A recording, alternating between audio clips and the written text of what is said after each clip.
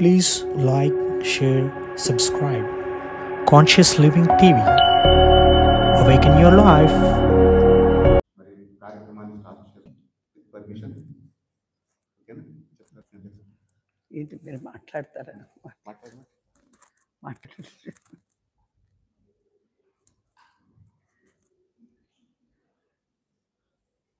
ఇక్కడికి ప్రియర్నా సురక్షణ అపార్ట్మెంట్స్ అయినటువంటి association president గారు ఆయన సురేష్ రెడ్డి గారికి రావాలని అలంకరించి వేదిక అలంకరించాలని కోరుతున్నాను.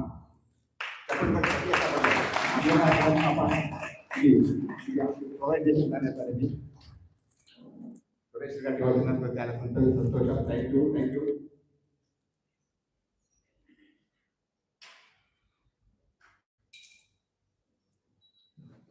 మళ్ళీ ఒకసారి చెప్తున్నాను, సెల్ ఫోన్ మెసేజ్ కూడా రావడం, మెసేజ్ సౌండ్ కూడా రావడం.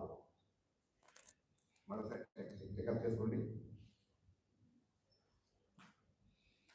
మొట్టమొదటిగా కార్యక్రమాన్ని ప్రారంభించే ముందుగా నన్ను కన్న తల్లిదండ్రులకు ఆత్మవందనం చేసుకుంటూ, అలాగే నాకు ఆధ్యాత్మిక గురువైనటువంటి డాక్టర్ బ్రహ్మర్షి పితామహ పత్రిజీ గారికి శతకోటి వందనాలు సమర్పించుకుంటున్నాను. అలాగే ప్రతిరోజు నాకు జూమ్లో ఆత్మజ్ఞానం బ్రహ్మజ్ఞానం బోధిస్తున్నటువంటి అమ్మ కటవర్తి రాజలక్ష్మి గారికి, అలాగే బ్రహ్మర్షి కటవర్తి వీరరావు గారికి కూడా నేను ఆత్మవందనాలు చెప్పుకుంటున్నాను.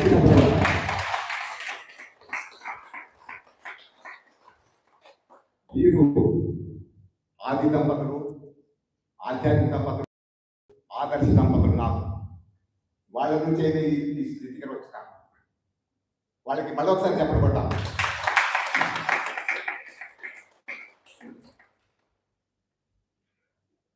మళ్ళీ ఇక్కడ నా విన్నపం మన్నించి ప్రెసిడెంట్ సురేష్ రెడ్డి గారికి మీరు తమ సమయాన్ని వెచ్చించి ఇక్కడికి ఈ ఆత్మజ్ఞాన శిబిరానికి వచ్చిన వాళ్ళందరికీ ఆత్మజ్ఞాన నమస్కారం, స్వాగతం. అందరికీ నా ప్రియమైన బంధువులు ఉన్నారు, ఆత్మీయులు ఉన్నారు, బంగారు ఉన్నారు, ఎంతో వాళ్ళొకసారి చెప్పండి.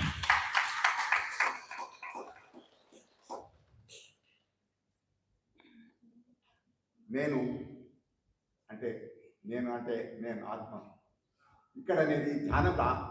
ఈ ఆత్మజ్ఞాన శిక్షణ ఇక్కడ ఆధ్యాత్మిక రావడం అంటే నేను 8 సంవత్సరాలు అవుతుంది ఇక్కడికి వచ్చి. ఇంతకుముందు ఆధ్యాత్మిక లేదు, ప్రాపంచిక జీవితం.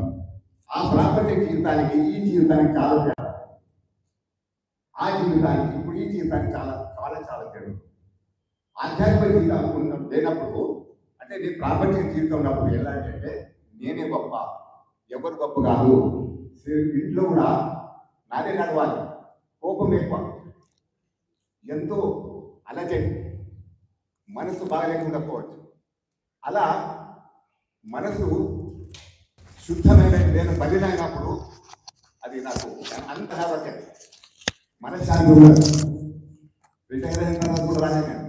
ఇప్పుడు నేను రిటైర్ అయ్యి 15 సంవత్సరాలు అంటే తర్వాత అప్పుడు జబ్బులు స్టార్ట్ అయినప్పటికీ ఎప్పుడైతే ఈ ఆధ్యాత్మిక మార్గంలో వచ్చానో ఆత్మ జ్ఞానం గురించి తెలుసుకున్న అమ్మ ద్వారా తెలుసుకొని నీవెవరివి అంటే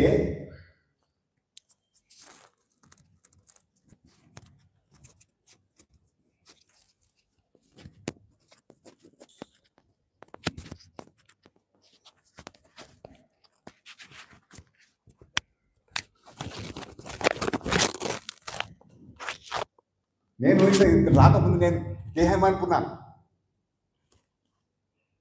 కానీ గురువులు వచ్చిన తర్వాత నీవు దేహం కాదు, నీవు ఆత్మవి అన్నారు. అదేంటి ఆత్మ అంటే కొత్తగా నాకు తెలియదు, అప్పటికి కూడా తెలియదు. ఆత్మ అంటే ఎవరు సార్ అన్న? ఆత్మ అంటే ఏంటి నాకు అర్థమైతే లేదు అండి. నీలో ఉన్న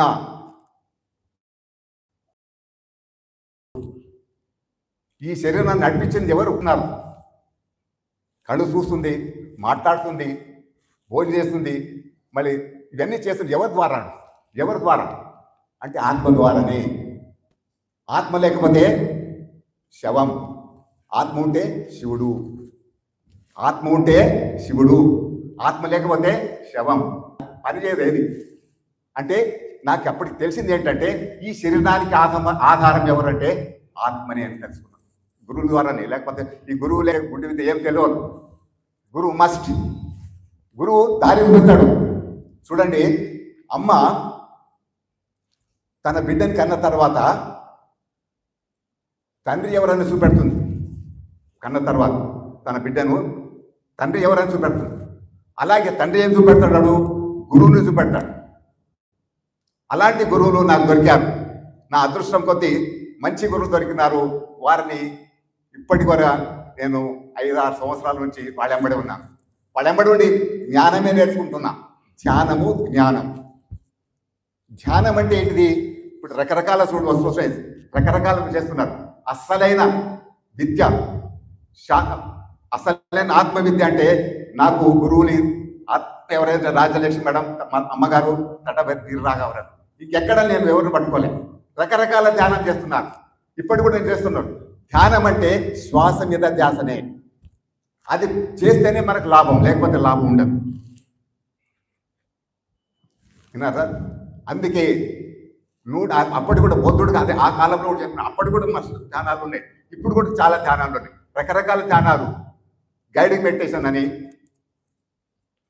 కర్మ విపాక ధ్యానం అని, గుణాకేశ ధ్యానం అని, మ్యూజిక్ ధ్యానం అని, ఓంకార ధ్యానం అని, ఇలా రకరకాలుగా ఎన్నో చెప్తున్నారు. కానీ ఏం లాభం లేదు. అసలైన సైలెంట్ మెడిటేషన్ చాలా ఇంపార్టెంట్ అని తర్వాత తెలుసుకున్నాను. అమ్మగారు చెప్పడం ద్వారా, అయ్యగారు చెప్పడం ద్వారా తెలుసుకున్నాను. మరి నేను ఈ ధ్యానంలో వచ్చి నాకు ఇప్పుడు కూడా ఎలాంటిది అలజడి లేదు, ఏది కష్టాలే లేవు. హాయిగా నా ఈ ఆధ్యాత్మిక జీవితం గడుపుతున్నాను, హ్యాపీగా ఉన్నాను. మీరు కూడా ఈ ధ్యానం నేర్చుకోవాలి, ఆత్మజ్ఞానం పొందుతారని మరి నేను ఆశిస్తూ, మళ్ళీ అమ్మగారు అసలే అమ్మగారు జ్ఞానం తెలుసుకోవాలి, చెప్పాలి, అందరూ తెలుసుకోవాలి. ఇవన్నీ తీసుకెళ్ళి మళ్ళీ ఆచరణ చేస్తారని చూస్తున్నాను. అలాగే మన టిఎన్ఆర్ సులక్షణ అపార్ట్మెంట్స్ ప్రెసిడెంట్ అయినటువంటి సురేష్ రెడ్డి గారు మాట్లాడాలని కోరుతున్నాను.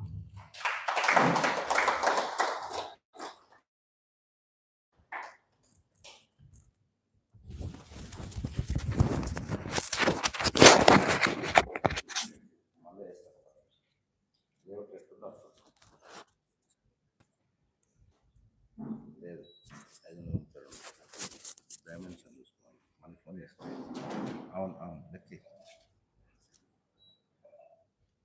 కాదు నేను ఒక అరగంట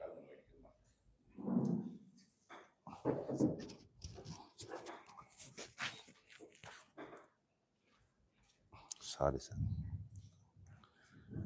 టిఎన్ఆర్ సులక్షణ రెసిడెంట్స్కి పెద్దలు మన కమ్యూనిటీలో శ్రీ సుభాష్ గారు గత 7 సంవత్సరాలుగా ఈ ధ్యాన కార్యక్రమాన్ని నడిపిస్తున్నందుకు వారికి మనస్ఫూర్తిగా కృతజ్ఞతలు తెలియజేస్తూ, మన ముఖ్య అతిథిగా చేసినటువంటి తటపర్తి రాజలక్ష్మి గారికి మనస్సుమాంజలు తెలియజేస్తూ ఈరోజు కార్యక్రమాన్ని శ్రీ సుభాష్ గారు మన సొసైటీలో ఎంతోమందికి ఒక ధ్యాన అనే ఒక కార్యక్రమాన్ని ఒక మంచి సంకల్పంతో ఉచితంగా అందరూ ఆరోగ్యంగా ఉండాలి, ఒత్తిడి నుంచి బయటపడాలి, ఒక ఆత్మజ్ఞానం కలగాలి అనే ఒక సత్సంకల్పంతో చాలా సంవత్సరాలుగా ఆయన చేస్తున్న ఒక పరిశ్రమ, నిరంతరాయంగా ఆయన చేస్తున్న కృషికి మరొక్కసారి నమస్సుమాంజలు తెలియజేస్తున్నాం. అయితే దైనందిన జీవితంలో ప్రతి ఒక్కరూ మన జీవితంలో ఎన్ని విజయాలు సాధించినా, ఎంత ఎత్తుకెదిగినా మానసిక ప్రశాంతత అనేది చాలా అవసరం. దానికి ఒక కీ లాంటిది ధ్యాన. సో ఒక 20 సంవత్సరాల క్రితం పెద్దలు శ్రీ పత్రిజీ గారిని నేను పర్సనల్గా కలవడం జరిగింది. ఆయన క్లాసులు ఒక 10 నుంచి 15 వినడం జరిగింది. పెద్దలు పత్రిజీ గారు, దివంగత పత్రిజీ గారు కొన్ని వేల మందికి ఆదర్శంగా ఆయన ధ్యాన చేస్తూ ఫ్లూట్ వాయించేవారు. అందులో తన్మయత్వాన్ని పొంది చాలామందికి కుండలిని శక్తి ఓపెన్ అయ్యి థర్డ్ ఐ కూడా ఓపెన్ అయిన సందర్భాలు కోకొల్లలు. కాబట్టి ఇట్లాంటి కార్యక్రమాన్ని పెద్దలు శ్రీ సుభాష్ గారు దీన్ని ముందుకు తీసుకెళ్తూ ఇంకా గొప్పగా ఎంతోమంది మన సొసైటీ మొత్తం ఇంకా సమాజంలో కూడా చాలామందికి ఈ కార్యక్రమాన్ని మున్ముందుకు తీసుకెళ్ళి ఆయనకు మనం అందరం గొప్ప శక్తిని ఇవ్వాలని మనస్ఫూర్తిగా కోరుకుంటూ ధన్యవాదాలు. Thank you.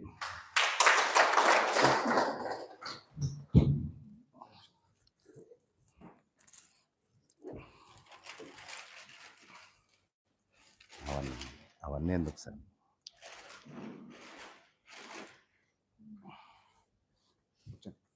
నాకెందుకు సార్? నాకు మధు గారు రండి, మధు గారు రండి, తీసుకోండి బాబు, కొంచెం అర్జెంట్గా వెళ్ళలేదు. మధు గారు ఈ అసోసియేషన్ డైరెక్టర్, వారికి కూడా స్వాగతం, సుస్వాగతం. ఇది మధు గారికి సన్మానం కోరుతున్నాం, ఎందుకంటే నాకు అవసరం లేదు. మధు గారు నాకంటే వయసులో పెద్దవారు. ఆయన ఈ కార్యక్రమానికి ప్రతి కార్యక్రమానికి కంటే ఎంతోమందికి ఆదర్శంగా ఉన్నారు. నా ద్వారా సుభాష్ గారి ద్వారా మధు గారికి సన్మానం చేస్తున్నామని మనస్ఫూర్తిగా కోరుకుంటున్నాం. మధు గారు నాకు ఎందుకు సార్, మా పెద్ద మనిషి. రండి. ఓకే, చప్పట్లు కొట్టాలి.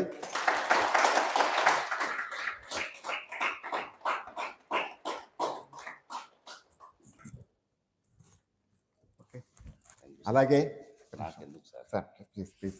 అలాగే ప్రెసిడెంట్ గారికి రండి, మా పక్కన ఉన్నారు.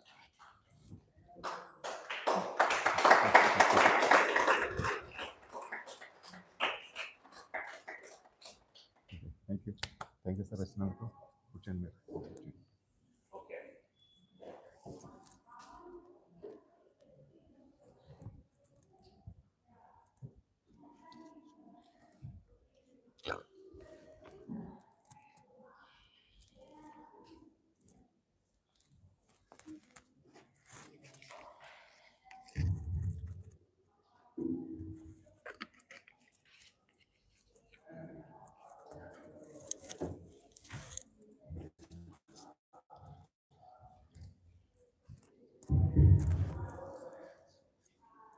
స్టార్ట్ చేయనా? ముందుగా గురువు గారైన బ్రహ్మర్షి పితామహ పత్రిజీకి శిరస్సు వంచి పాదాభివందనాలు చేస్తున్నాను. మరి ఈరోజు ఈ కార్యక్రమాన్ని చేసిన మీ అందరికీ కృతజ్ఞతలండి. మరి మనం ఈ ధ్యానము అనేది చాలామందికి పదం విన్నారు, కానీ ఎందుకు అనేది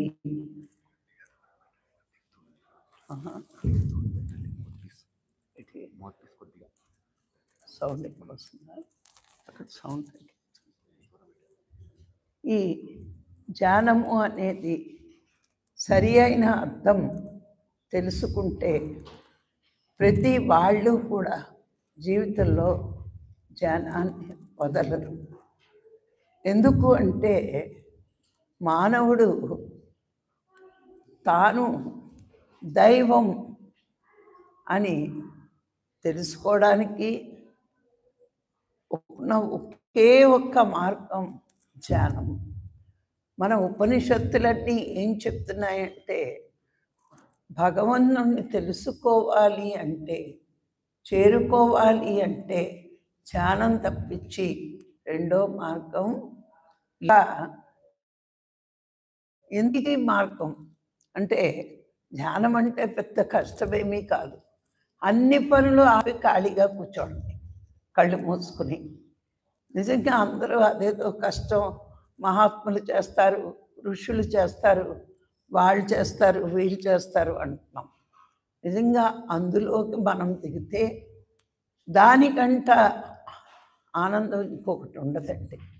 సుఖాలు సంతోషాలు మనకి బయట దొరుకుతాయి, డబ్బుంటే అన్నీ దొరుకుతాయి.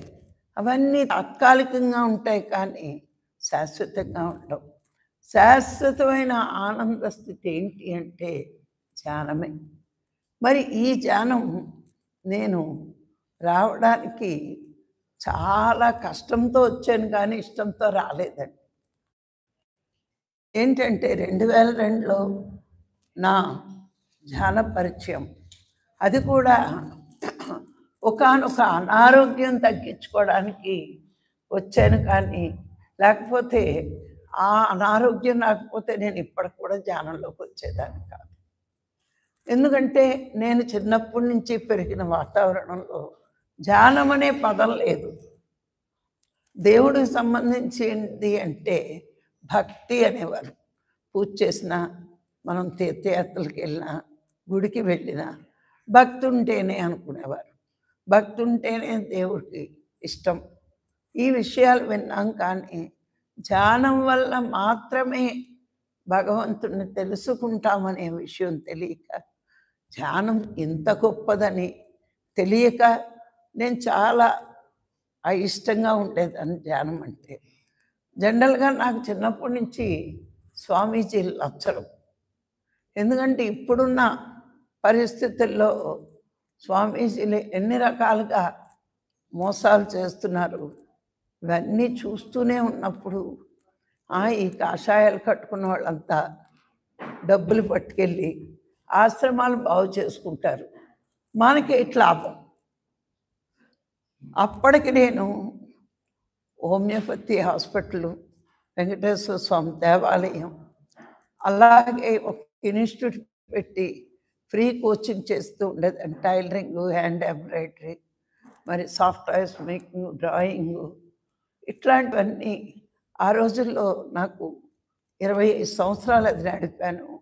500 మంది స్టూడెంట్స్ ఉండేవారు. మానవ సేవే మాధవ సేవ అంటారు కదా.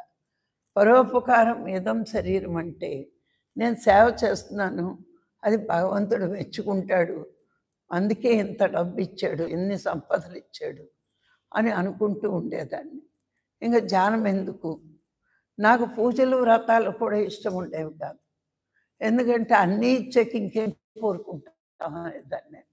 డబ్బు ఉంది, తెలివితేటలు ఉన్నాయి, అవకాశం ఉంది, ఇంకా పూజ చేసి ఏం కోరుకోవాలి, వ్రతాలు చేసి ఏం కోరుకోవాలి.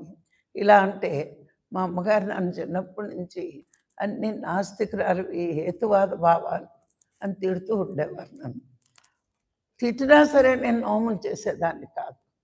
తర్వాత అర్థమైంది, నేను దీనికోసం పుట్టాను కాబట్టే అవేవి నాకు నచ్చలేదు. ఏదో కోడలుగా చేయవలసిన కొన్ని కార్యక్రమాలు చేస్తూ ఉండేదాన్ని. మరి మా వారికి ఇష్టమై గుడి కట్టించారు. మరి నాకు కూడా వెంకటేశ్వర స్వామి ఇష్టమే తెలియదు కానీ నేను యాక్చువల్ వెస్ట్ బెంగాల్ అమ్మాయిని, ఆంధ్రాలో చదువుకున్నాను. చిన్నప్పటి నుంచి అమ్మా నాన్నకి దూరంగా ఉన్న మూలాన్ని స్కూల్లో ఏదన్నా పేరెంట్స్ మీటింగ్ అయినప్పుడు అందరు అమ్మలు నాన్నలు వస్తారు, మా అమ్మ నాన్న రారు అని వెంకటేశ్వర స్వామి ఫోటో దగ్గరికి వెళ్ళి ఆ దేవుణ్ణి తిట్టేదాన్ని. ఆ ఫోటోని, నీ వల్లే నీ వల్లే నీ వల్లే జరిగింది, నువ్వే మాకు అమ్మకు దూరంగా పెట్టేసావని. ఆయన ఏం సమాధానం చెప్పకపోయినా తిట్టేదాన్ని. అలాగా ఆ ఫోటోతో మాట్లాడుతూ మాట్లాడుతూ అక్కడ అట్రాక్షన్ పెరిగింది. పెరిగి ఏంటో తెలియదు, మరి ఎవరికి ఇష్టపడేదాన్ని కాదు. వెంకటేశ్వర స్వామి అంటే తిరుపతి వచ్చేదాన్ని. ఇంకా ఏ దేవాలయానికి నేను ఎప్పుడు వెళ్ళలేదు. చిన్నప్పుడు శివాలయం, శివరాత్రి ఇవి వస్తే వెళ్తారు కదా, నాకు ఎప్పుడు నచ్చలేదు. ఏ 2 సంవత్సరాల పాటు ప్రతి నెల ఒకరోజు ఎంతో జ్ఞానాన్ని నేర్పుతూ ఉండేవారు. 2 సంవత్సరాలు అయ్యాక మరి గురువుగారు అన్నారు, నీకు మాట ఇచ్చాను, నేను వస్తున్నాను, కానీ దూరంగా ఉంటే కష్టంగా ఉంది, ఫలితాన్ని ఆశించకు, సింపుల్. పుణ్యకర్మ చేస్తున్నావు, ఎవరికైనా అన్నం పెడతావు, బాబోయ్ పుణ్యం వస్తుందని నేను అన్నం పెట్టను అనుకో, అది మళ్ళా పాపం. పెడుతున్నావు. నాకు ఈవేళ భగవంతుడి దయ వల్ల అన్నం పెట్టే అవకాశం వచ్చింది, అంతే కదా. ఆయన దయ వల్ల నీకు అవకాశం వచ్చింది. ఒక అతిథికి పత్రి సార్ చెప్తూ ఉండేవారు, ఎవరికైనా నువ్వు భోజనం పెట్టావు అంటే నీకు నువ్వు పెట్టుకున్నట్టే. ఏ రోజు నీ భోజనం లేకుండా నువ్వు చావవు. నీకు భోజనం అమర్చుకుంటున్నావు, నేను పెట్టానని అహంకారం తెచ్చుకోకు. ఆ భోజనం నీకు నువ్వు నిలవ పెట్టుకుంటున్నావు. వాడికి పెట్టడం వల్ల నువ్వు ఏ రోజు ఆకలితో చచ్చిపో, ఎవరో ఒకడు పెడతాడు. అదనమాట. మనం ఎవరికైనా సాయం చేసామనుకోండి, విశ్వమంతా ఆత్మస్వరూపమే కదా, ఇంకో ఆత్మ మనకు సాయం చేస్తుంది. ఇది ఉన్న స్థితి నుంచి ఉన్నత స్థితికి వెళ్ళగలిగే శక్తి వస్తుందండి. ఇక రెండవది మానసికమైన ప్రశాంతత, స్వస్థత. రెండవది ఇప్పుడు ప్రతి వాళ్ళకి ఉన్న సమస్య మెంటల్ టెన్షన్. బయటికి అందరూ బాగానే కనబడుతున్నారు. 3 ఏళ్ళు పుట్టేవాడిని పత్తి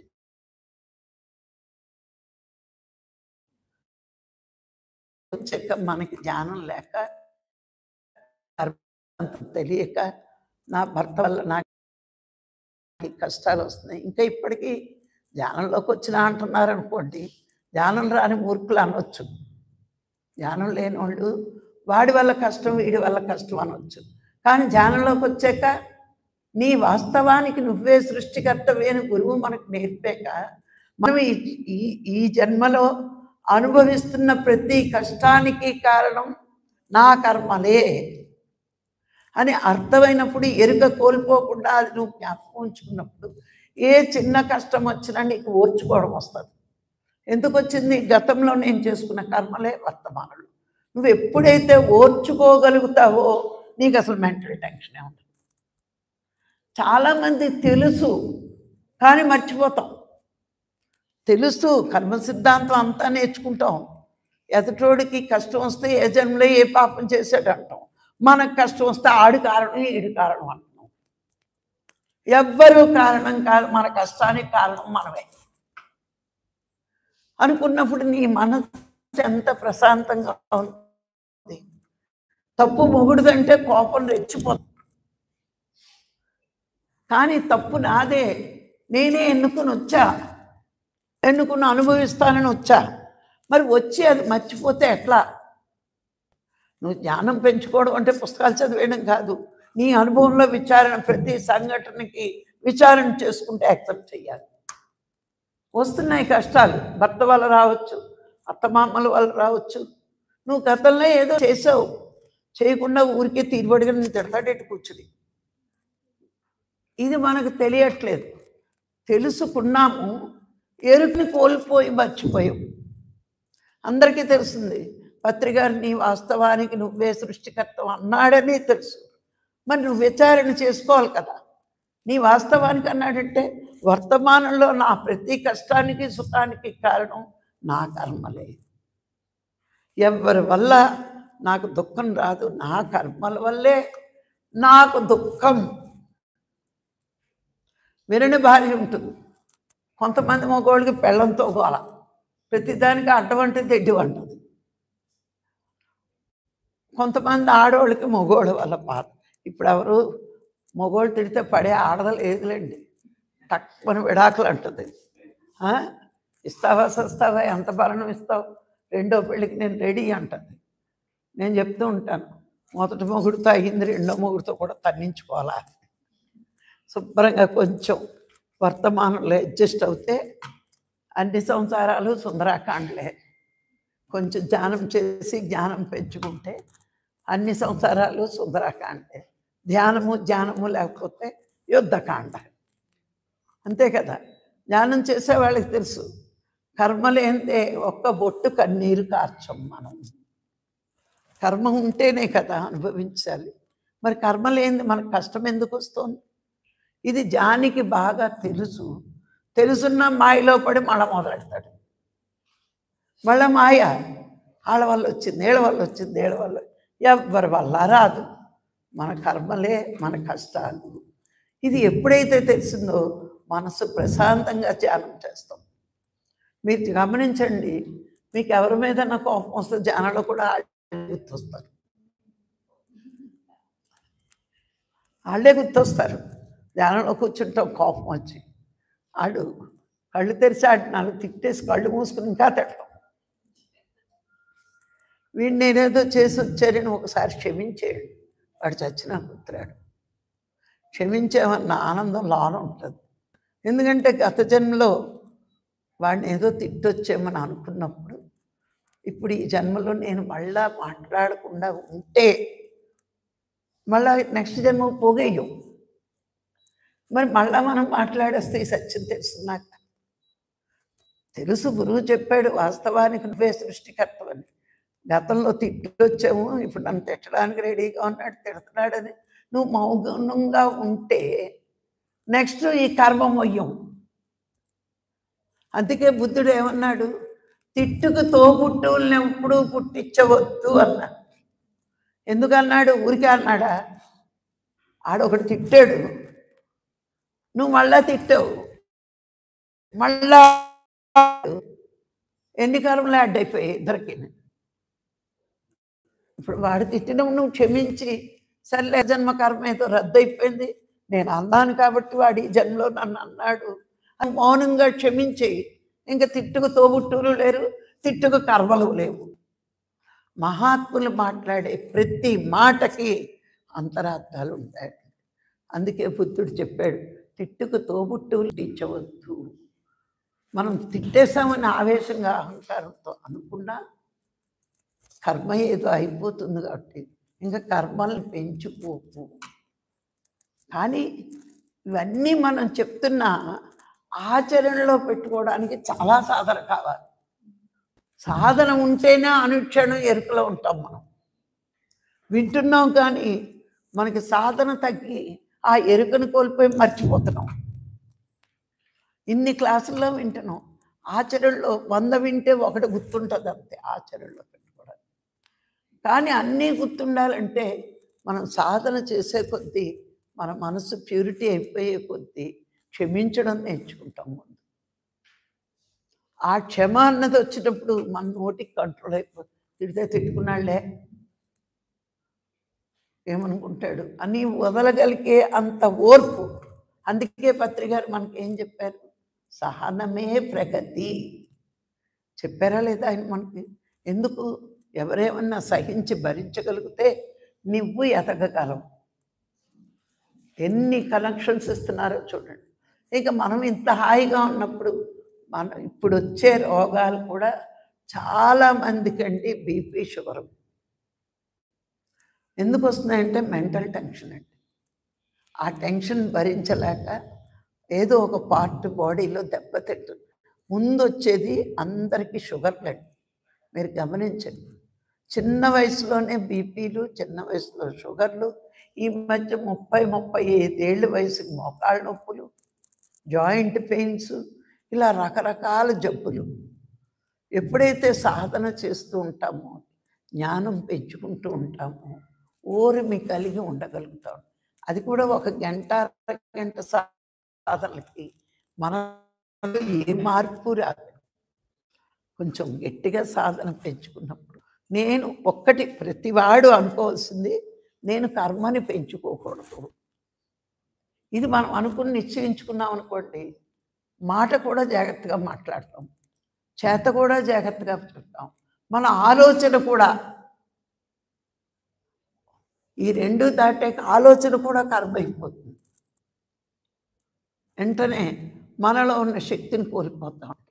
అది ఇంకా హయ్యర్ స్థాయి అనుకోండి. ఆలోచనలు కూడా మీకు ఒక చిన్న ఉదాహరణ చెప్తాను, మనం ఇంకా అంత స్థాయికి వెళ్ళలేదు.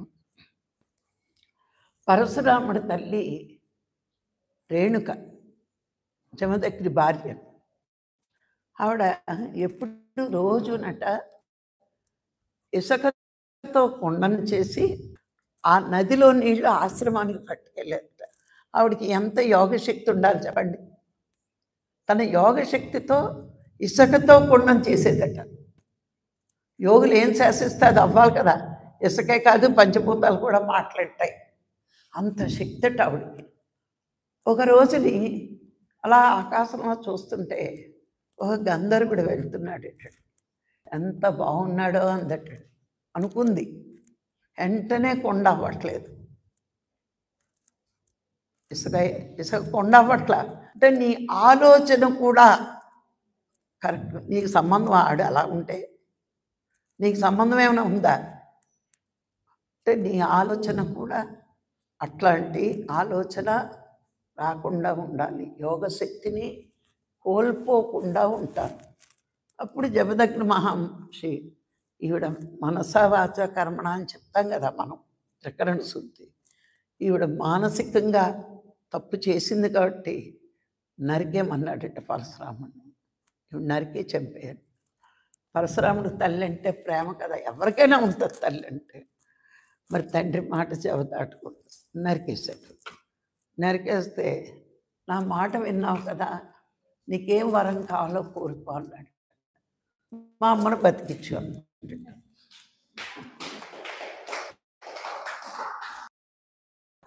బతికింది ఆవిడ. అంటే ఎంతో యోగ శక్తి ఉంది. ఇక్కడ మనం తీసుకోవాల్సిన కొండ అయిందా ఇసుక అయిందా కాదు, వాళ్ళకి ఎంతటి యోగ శక్తి ఉంది. అంటే ఒక మానవుడు జన్మ తీసుకున్నాక సాధన ద్వారా మృత్యువును కూడా భయపెట్టి శాసించగలిగే శక్తి మానవుల్లో పెరుగుతుంది అని తెలుసుకోవడానికి పురాణ కథలండి.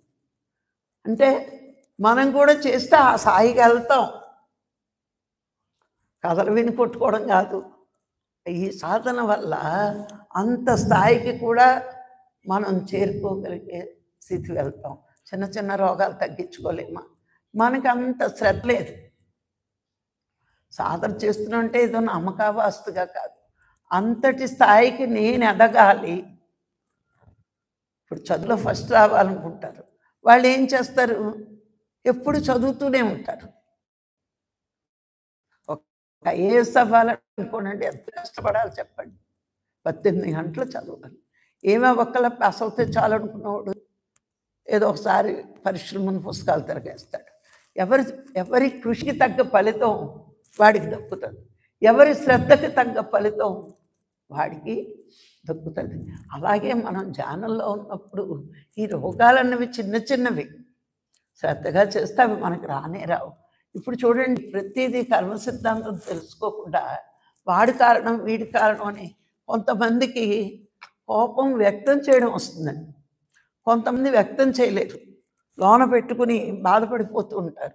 అలాంటి వాళ్ళకి డిప్రెషన్ వస్తుంది. మరి కోపంతో అరిచేస్తాడు, చిటికి మాటికి కోపం పెరుగుతూ ఉంటుంది, అది బీపీ అయిపోతుంది. ఇలా ప్రతి దానికి గతంలో వచ్చినకి వర్తమానంలో మనకి జ్ఞానం లేక అర్థం చేసుకోక కర్మ సిద్ధాంతం గుర్తురాక ప్రతిదానికి మనం ఎమోషన్స్ వ్యక్తం చేసేస్తున్నాం. అందుకు ధ్యానం వచ్చాక ఏమవుతుంది, ఇలాంటివి రాగద్వేషాలు ప్రతి వాడికి తెలియవలసిన విషయం కర్మ ఉంది కాబట్టే జరుగుతుంది అనుకున్నప్పుడు నిశ్చింతగా ఉంటారండి, చాలా నిశ్చింతగా ఉంటారు. ఇప్పుడు ఒక తండ్రికి 2 ఆడపిల్లలు పుట్టారనుకోండి, ఒకళ్ళకి డబ్బున్న వాళ్ళు రావచ్చు, ఒకళ్ళు డబ్బున్న వాళ్ళని ఇచ్చినా తక్కువ ఉండొచ్చు. రోజు ఏడ్చే బదులు మా నాన్న నాకు అన్యాయం చేశాడు, అన్యాయం చేశాడు, అన్యాయం చేశాడు ప్రపంచక జీవితంలో అనుకోవడం సాధ్యం. కానీ ఒక జ్ఞాని ఏమనుకుంటాడు, నా పూర్వజన్మ కర్మ వల్ల నా జీవితం ఎట్లా ఉంది, అది ఏదో పెట్టి పుట్టింది, పుణ్యం చేస్తుంది, వాళ్ళు పట్టుకున్నదంతా బంగారం అది తండ్రి చేతుల్లో లేదు, నా చేతుల్లో లేదు. కానీ అజ్ఞానం ఉన్నప్పుడు మా నాన్నే చేశాడంటారు. కానీ జ్ఞానం వచ్చాక ఏమనుకుంటారు, ఇలా. అందుకే జ్ఞానం ప్రతి వాళ్ళ జీవితంలో సాఫీగా ఉండేటట్టు చేస్తుందండి. సరి అయిన జ్ఞానం వినాలి. జ్ఞానం వల్ల తాడే వస్తుంది, హాస్టల్ ట్రావెల్ జరుగుతుంది కాదు, ముందు భూమి మీద ట్రావెల్ బాగుంటుంది. నీ ఇంట్లో ఏం జరుగుతుందో, నీ ఇంట్లో ఎందుకు ఇలా జరుగుతుందో ఇవి నేర్చుకోవాలి ఫస్ట్. ఇది నేర్చుకోకుండా నాకు ఎప్పుడు థర్డ్ వస్తుంది, నాకు ఎప్పుడు హాస్టల్ ట్రావెల్ వస్తుంది, ఏం చేసుకుంటాం? నువ్వు హాస్టల్ ట్రావెల్ వచ్చినా పక్క ఊరు వెళ్ళాలంటే టికెట్ కొనుక్కోవాలి. ఫ్రీ బస్సులు వేసారు కానీ ఇంకా ఫ్రీ ట్రైన్లు వేయలేదు, ఫ్రీ ఫ్లైట్లు ఇవి వేయలేదు. కొన్నాళ్ళకి ఆ గవర్నమెంట్లో వస్తాయేమో, ఎందుకంటే ఓటు కోసం ఆడి సొమ్మేం పోయింది. అలాగా ఏంటి అంటే సరి అయిన జ్ఞానం విన్నప్పుడు అందరి జీవితం ప్రశాంతంగానే ఉంటుందండి. సాధన ఒక్కటి వల్ల శక్తి పెరుగుతుంది. మనం ధ్యానం చేసినప్పుడు మనకి శక్తి పెరుగుతుంది, విశ్వశక్తి వల్ల శరీరం బాగుంటుంది. కానీ జ్ఞానం పెరగడం వల్ల ప్రతి దానికి కారణం మనకు తెలుస్తుంది. ఒక కార్యం జరిగితే దీనికి కారణం ఏంటి అనేది మనకు అర్థమైనప్పుడు మన జీవితం చాలా చాలా ప్రశాంతంగా జీవిస్తాం. ఏది జరిగినా మన మంచికే. ఇప్పుడు కష్టం వచ్చింది, నా కర్మ పోయింది, పాపకర్మ అనుకోండి, ప్రశాంతంగా ఉంటుంది.